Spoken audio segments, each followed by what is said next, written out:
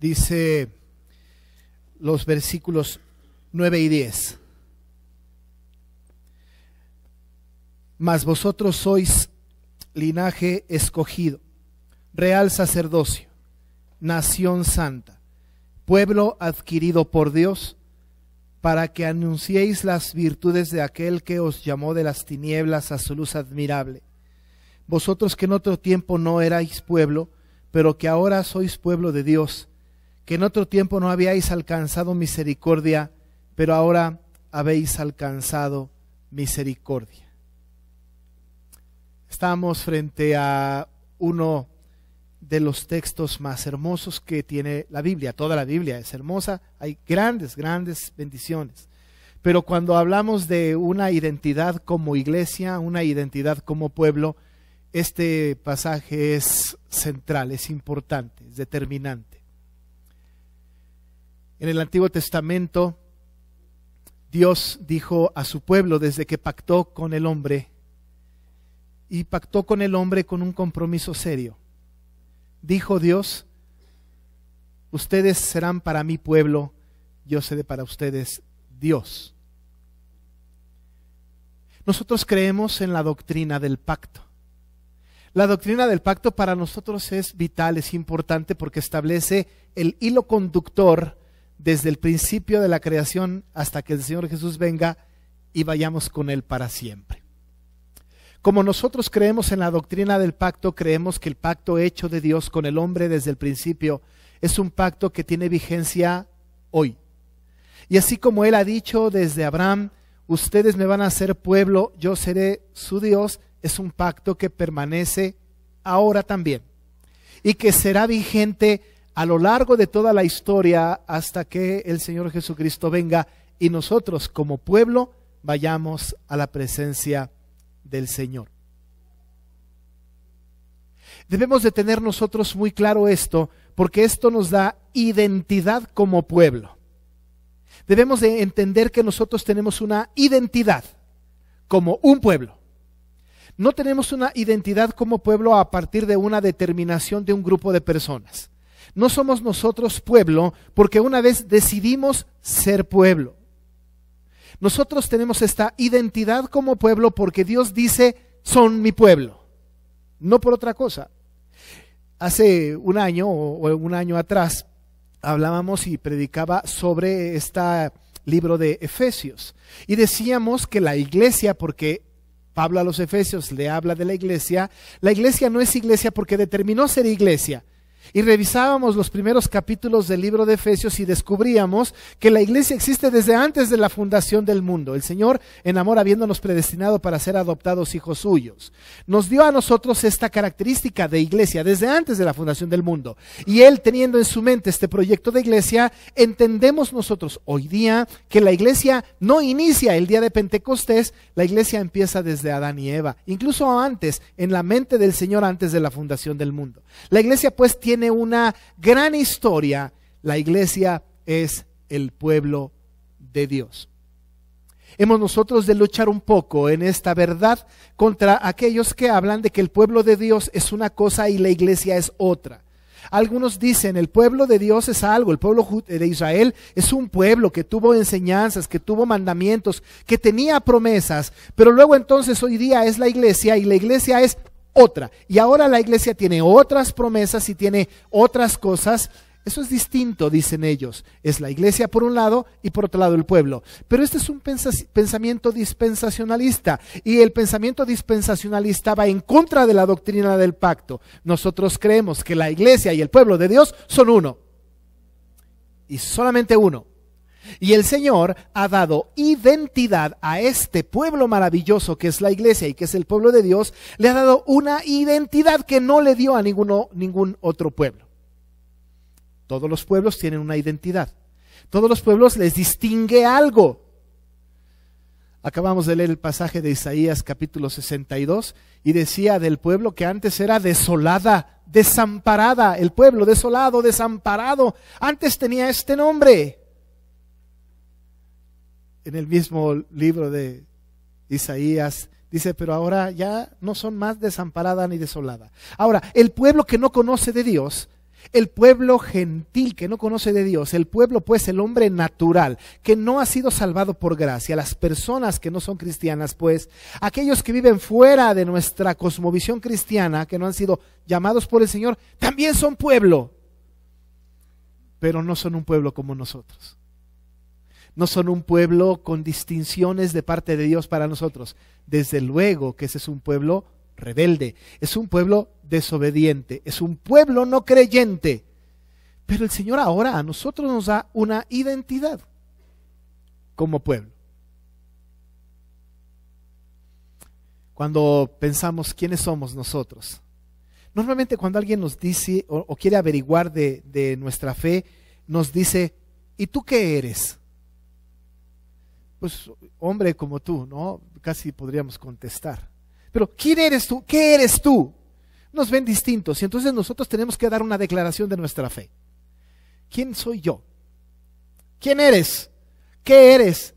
La respuesta tradicional es, ¿qué soy? Pues soy cristiano. A veces nos da un poco de pena decir soy evangélico, soy más agresivo. Soy cristiano es más común porque pues casi todo mundo se dice ser cristiano. Pues soy cristiano. Pero esto no nos distingue necesariamente como pueblo, porque hay mucha gente que presume ser cristiana. Ahora hay que tener cuidado, pero Pedro nos da una identidad precisa, concreta, hermosa, que nos llena de una gran confianza y nos hace tener una identidad con todo el pueblo de Dios en todas las edades. Ahora, no es importante que nosotros autodeterminemos nuestra identidad. No es tan importante qué pensemos nosotros de nosotros mismos. Es importante qué es lo que piensa Dios de nosotros. Eso es lo importante. Porque yo puedo creer una cosa de mí y puedo creer una cosa de la iglesia, pero no es tan importante esto como entender qué es lo que Dios dice que es su iglesia. ¿Quién dice Dios que somos? Entonces Él nos da una identidad. Aquí el apóstol Pedro va a hacer un juego de contrastes. Va a hablar de aquellos que no creen y nosotros. Ahora, dijo en los versículos anteriores que Jesucristo es la piedra del ángulo.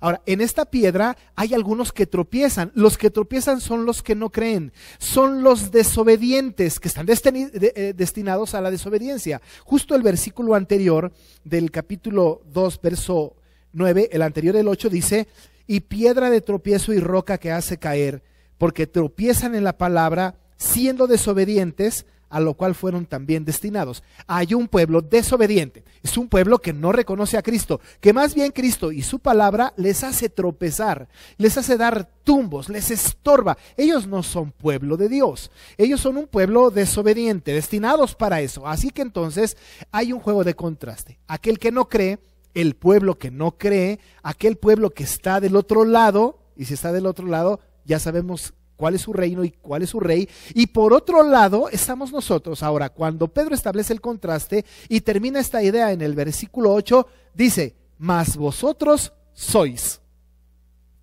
Bueno, ahora nos va a decir quiénes somos nosotros. Ahora, Pedro no pregunta, ¿ustedes quiénes creen que son?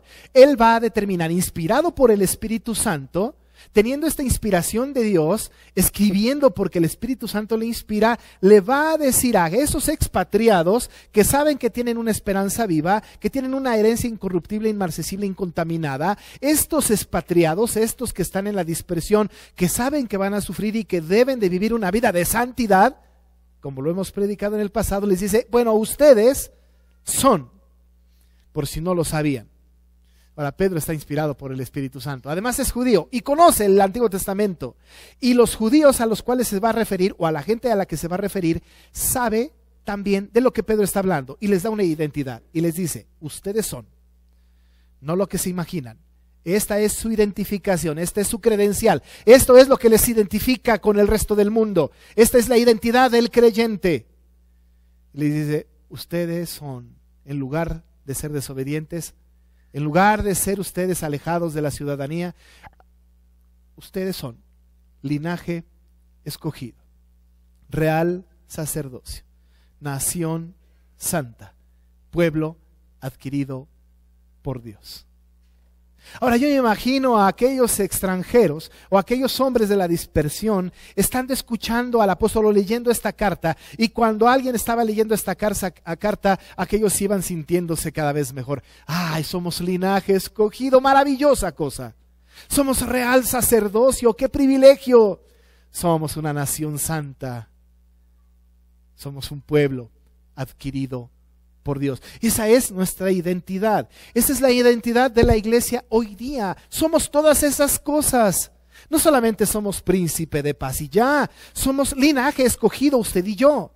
Real sacerdocio, nación santa, pueblo adquirido por Dios. Esa es la identidad del creyente. Eso es lo que hace que nosotros seamos pueblo. Es lo que hace que nos mantengamos en unidad. No hay manera de estar en unidad si no entendemos nuestra posición delante de Dios y por supuesto delante del mundo. El mundo allá afuera, el hostil, debe de vernos a nosotros como esto, como linaje escogido, como real sacerdocio, como nación santa, como pueblo adquirido por Dios. Cuando hablábamos de que somos nosotros creyentes en la doctrina del pacto, pensamos que las identificaciones que Dios le dio a su pueblo en el Antiguo Testamento las hace vigentes en el Nuevo. Y estos términos que están aquí escritos son términos que Pedro utiliza, pero que también fueron utilizados desde antes. Que fueron utilizados y que les fueron dados al pueblo de Israel en diferentes momentos de su historia. Pero que ahora Pedro resume y le dice al creyente, esta es tu identidad como creyente. Y toma del Antiguo Testamento para traerlo a nosotros y nos da esta identidad, lo cual hace que nosotros, junto con el pueblo de Israel, seamos un solo pueblo. Porque allá el pueblo de Israel también fue linaje escogido. Real sacerdocio, nación santa y pueblo adquirido por Dios. Ese pueblo. Y dice, ustedes también. Somos el mismo pueblo. El pueblo escogido por Dios, y nos da nuestra identidad. Empieza diciendo, mas vosotros sois linaje escogido. Linaje escogido. Dice Isaías 43, seguramente Pedro toma de allí esta idea.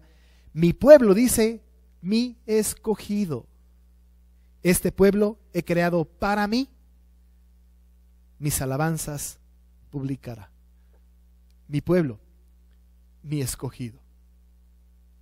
La Biblia da orientación al respecto. Dice, nosotros somos escogidos. Pero ¿de dónde nos escoge Dios? ¿Qué hace Dios para hacer esto? ¿Por qué nos escoge a nosotros? La verdad es que el Señor nos ha escogido a nosotros, y esto lo hizo desde antes de la fundación del mundo, lo cual hace que nuestra historia sea una historia sempiterna. Pero nosotros tenemos pues la distinción de parte de Dios de ser un pueblo escogido. Algunas versiones no usan linaje, usan raza, otras usan pueblo. Pero la verdad es que el énfasis está sobre el hecho de que somos escogidos de Dios. La identidad del creyente es una identidad porque Dios nos ha escogido para hacernos pueblo.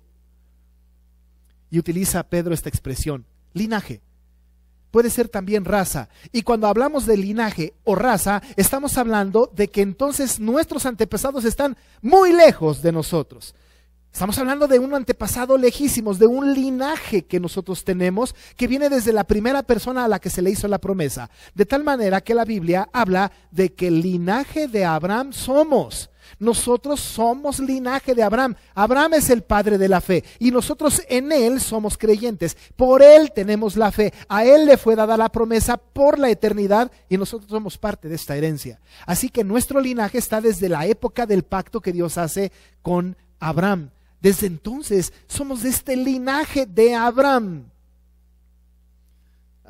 Tenemos una historia larga entonces. Nuestra raza es esta. Y aun cuando usted y yo no somos judíos de sangre, nosotros hemos sido injertados. Hemos sido parte de este pueblo. Por lo tanto, en la fe, nosotros somos linaje de Abraham. Y Abraham fue escogido como nosotros. Y dice la Biblia, ustedes son un linaje porque vienen desde siempre, porque estaban en la mente de Dios desde siempre. Es un linaje escogido. El Señor pudo haber escogido cualquier otra nación, Pudo haber escogido cualquier otra persona, pero a nosotros nos escogió y nos hizo un linaje escogido. Dice Deuteronomio 10:15, solamente de tus padres se agradó Jehová para amarlos y escogió su descendencia después de ellos a vosotros. Así que después de ellos, el Señor nos escogió a nosotros. Y después de ellos somos nosotros. Y a partir de allá, todo aquel que deposita su confianza en el Señor Jesucristo y que fue escogido por Él desde antes de la fundación del mundo, les da la característica de ser linaje escogido. Así que ya me empiezo a sentir mejor, porque entiendo que soy de un linaje desde el principio escogido por Dios. Soy pariente de Abraham en la fe. Pero Pedro no solamente se queda con esta idea, sino que además añade en esta descripción de la iglesia y dice no solamente linaje escogido, pero habla real sacerdocio. No debemos nosotros de entender real sacerdocio como sacerdocio auténtico, como si real significara auténtico. Nosotros tenemos este asunto, ¿no? Lo que es auténtico decimos es real. Esta palabra real pues no tiene que ver con auténtico. Esta palabra real tiene que ver con esto que el Señor nos ha otorgado a nosotros. Dice la Biblia en Éxodo 19 que hizo de nosotros un pueblo de reyes y sacerdotes. Así que cuando hablamos de real, hablamos de realeza. Somos reyes. Apocalipsis 5:10 dice que reinaremos con Cristo porque Él hizo de nosotros un pueblo de reyes y sacerdotes. Él, entonces, Pedro junta los dos conceptos y habla de realeza y de sacerdocio. Y ustedes son real sacerdocio.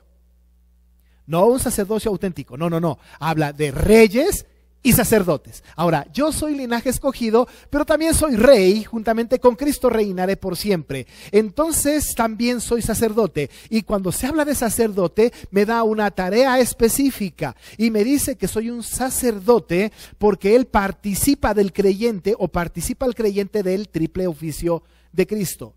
Y parte del triple oficio de Cristo es que Cristo es profeta, sacerdote y rey. Y a nosotros nos hace también un pueblo de profeta, sacerdote y rey. Cada creyente, amado hermano, cada creyente, hermana, cada creyente es profeta, sacerdote y rey. Y nosotros somos reyes y sacerdotes. Ahora, allá en el versículo 5, Pedro hizo esta expresión. Dijo, vosotros también como piedras vivas, sed edificados como casa espiritual y sacerdocio santo. ¿Para qué? ¿Qué hace que nosotros seamos sacerdotes? Dice el texto a continuación. Para ofrecer sacrificios espirituales aceptables a Dios por medio de Jesucristo. ¿Sabe una cosa? Nosotros somos sacerdotes. Ahora, no somos sacerdotes porque tenemos togas, no somos sacerdotes porque impartimos bendiciones, eso no es esto. Hoy el término está bastante confundido. Somos sacerdotes porque tenemos un oficio que nos permite y nos lleva a ofrecer sacrificios delante del Señor Jesucristo. Sacrificios a Dios delante del Señor Jesucristo. Ahora, usted y yo sabemos que la ley ceremonial terminó cuando Jesucristo vino. No más ley ceremonial. Ahora nosotros tenemos que ser sacerdotes y presentar al Señor sacrificio. ¿Cómo lo hacemos? Quizá Pablo da respuesta en el capítulo 12. Dice que presentemos nuestros cuerpos en sacrificio vivo, santo y agradable a Dios, dice él, que es vuestro culto racional. Presentar nuestros cuerpos en sacrificio vivo, santo y agradable delante de Él. Cada que venimos en oración, cada que estamos nosotros intercediendo por otros, cada que estamos nosotros teniendo una relación con el mundo y orando por el mundo, cuando nosotros estamos en comunión plena con el Señor, estamos ejerciendo nuestro oficio sacerdotal. Cuando usted intercede por su hermano, cuando ora por otro, cuando le predica el evangelio a otro, estamos ejerciendo de alguna manera nuestro oficio. Nosotros presentamos, ofrecemos sacrificios espirituales y nuestra vida debe de ser un sacrificio vivo. Un sacrificio vivo. Y somos real sacerdocio, como dice la palabra. No solamente así, linaje escogido, real sacerdocio, pero somos nación santa. ¿Sabe que la palabra santo, como usted y yo sabemos, significa apartado? ¿Pero apartado de qué? Ahora, cuando pensamos en que nosotros somos santos y una nación santa, significa que Dios nos apartó del mundo para Él, para cumplir una obra en nosotros. Ahora, Él nos apartó del mundo para Él. Es muy importante. Cuando Él nos hace santos, nos aparta del mundo y dice, no más eres del mundo. Incluso nos dice que nuestra ciudadanía está en los cielos. Ya sabemos nosotros que tenemos esperanza viva y que tenemos una herencia. Nos aparta del mundo, nos saca pues del mundo, aunque seguimos allá inmersos, para Él. Ahora, no solamente nos aparta y ya, sino que nos aparta para Él, con un propósito divino. Y cuando Pedro dice a los expatriados de allá, les dice, ustedes son nación santa, es que a ustedes los apartó Dios del mundo para Él. Nosotros somos santos por eso. No somos santos y Dios no nos escogió, como hemos dicho antes, no nos escogió porque somos santos, nos escogió para hacernos santos. Y cuando Él nos está haciendo santos en este proceso de santificación, dice, no te mezcles con el mundo. No juegues con el mundo. Aléjate de las cosas terrenales. Haz tesoros en el cielo. Tu ciudadanía está en el cielo porque eres una nación santa, apartada del mundo para Dios. Cuando una persona viene a Cristo, debe entender que ya fue quitado del mundo para Dios. En el mundo tendremos aflicción, pero confiad, dice Jesús, yo he vencido al mundo. Haced morir lo terrenal en vosotros, dice Pablo. Aunque estamos en el mundo, no somos del mundo, somos nación santa. Linaje escogido, real sacerdocio, nación santa. Pero más, pueblo adquirido por Dios. Cuando hablamos de pueblo adquirido por Dios, entonces seguimos siendo pueblo. Pero cuando nosotros fuimos pueblo, es que el Señor nos ha cambiado de lugar donde estábamos y los puso en otro lado. Somos pueblo adquirido por Dios porque el Señor mandó a Jesucristo para que Jesucristo derramara su sangre y nos comprara para Él. Fuimos un pueblo adquirido porque antes le pertenecíamos a otra persona, a otro reino, a otro ser, y ahora el Señor nos ha adquirido a nosotros. Cuando pensamos en adquirido, pensamos en la redención. Él pagó el precio a través de la sangre de Jesucristo y nos ha adquirido para Él. Ahora somos su posesión. Pueblo adquirido por Dios habla de que ahora nosotros somos posesión de Dios. ¿Y qué mejor identidad? Ahora nos sentimos pues en buen resguardo porque somos un linaje escogido, porque somos real sacerdocio, porque somos nación santa y además el Señor nos ha adquirido y el precio de la adquisición fue la sangre de Jesucristo. Esto nos da identidad. Así que si ahora nos preguntan, ¿qué eres tú? Podemos decir, soy linaje escogido, real sacerdocio, nación santa, pueblo adquirido por Dios. Esa es mi identidad. Y si me preguntan, ¿y para qué? ¿Y qué hace uno que es linaje escogido, real sacerdocio, nación santa y pueblo adquirido? Fíjese que hace un momento hablé de que Jesucristo tiene un triple oficio y que participa el creyente del triple oficio.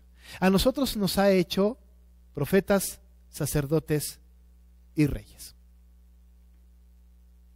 En el Antiguo Testamento estos tres oficios estaban en diferentes personas.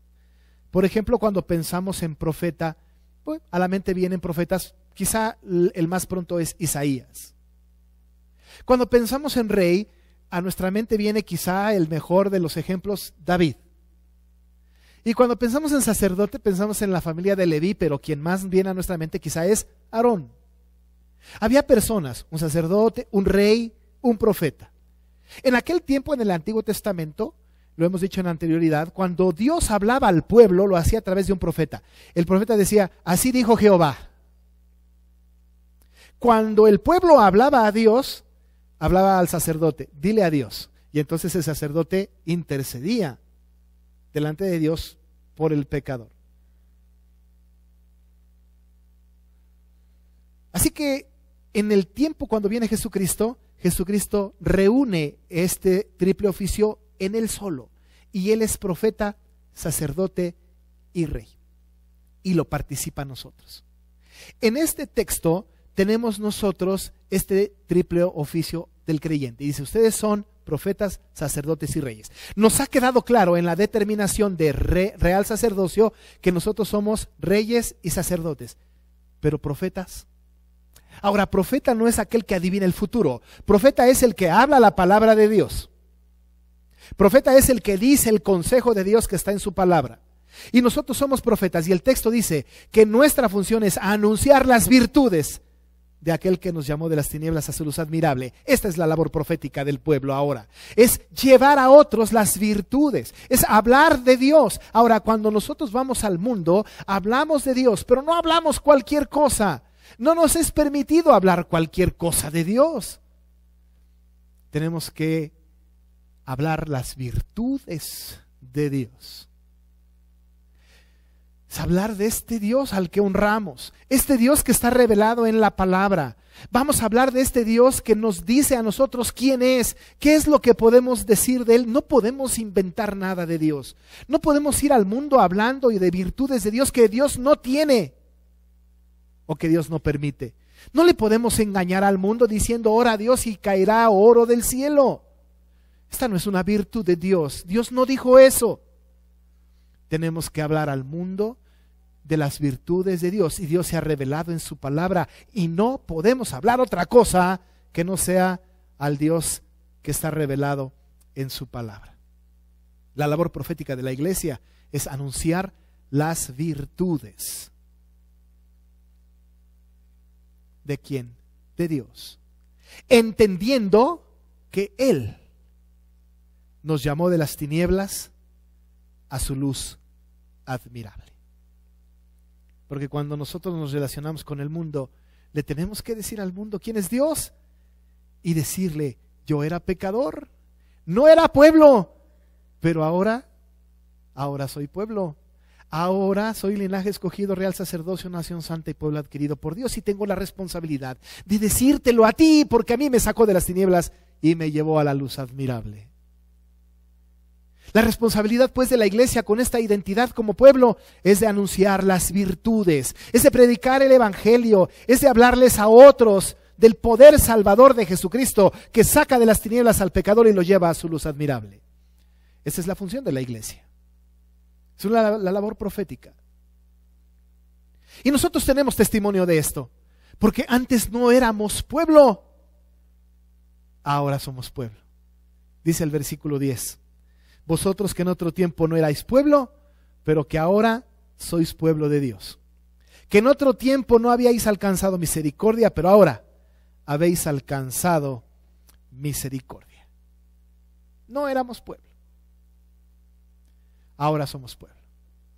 Muy posiblemente Pedro esté pensando en el profeta Oseas, porque cuando en la profecía de Oseas se habla de esto, él dice que Gomer y Oseas van a tener 2 hijos, Lo Ruama y Lo Amí. Lo Amí es no pueblo mío. Lo Ruama es no hay misericordia, no compadecida. Pero el Señor en su infinita misericordia, en esta obra maravillosa redentora, en esta profecía maravillosa en donde se ejemplifica a Cristo y a su pueblo, pueblo adúltero, Él le compra al pueblo con la sangre de su Hijo. Y dice entonces ya eres a mí y Ruama, mi pueblo y sí compadecida. Y entonces el Señor nos está diciendo aquí en Pedro, en esta escritura del apóstol Pedro, no eran pueblo, ahora son pueblo. No podíamos ser pueblo por voluntad propia, Él nos hizo pueblo. Ahora no tenían misericordia, ahora tienen misericordia. Y leímos hace rato en Lamentaciones, por la misericordia de Jehová no hemos sido consumidos, porque nunca decayeron sus misericordias, nuevas son cada mañana. Hemos sido nosotros objeto de la misericordia de Dios, y cuando nosotros nos da la identidad de pueblo y nos participa de su misericordia, hoy día entonces nosotros somos linaje escogido, real sacerdocio, nación santa y pueblo adquirido por Dios. Y su responsabilidad, amado hermano y hermana, y la mía, nuestra responsabilidad es anunciar las virtudes, hablar de Cristo, hablar de Dios. Él se encargará de ir reuniendo a todo aquel pueblo que falta y que también es linaje escogido, real sacerdocio, nación santa y pueblo adquirido por Dios. Por lo pronto, a nosotros nos toca agradecer al Señor porque nos ha distinguido con esta maravillosa identidad. Amado hermano, usted tiene una herencia maravillosa, tiene una identidad espiritual maravillosa. Tenemos nosotros un destino y una esperanza maravillosa, porque somos nosotros un linaje que viene desde siempre, al cual escogió Dios. Porque somos reyes y sacerdotes por el sacrificio de Cristo. Porque somos un pueblo apartado del mundo para Dios. Porque somos un pueblo que por la sangre de Cristo le pertenecemos al Señor. Anunciemos juntos las virtudes de aquel que nos llamó de las tinieblas a su luz admirable. Oremos.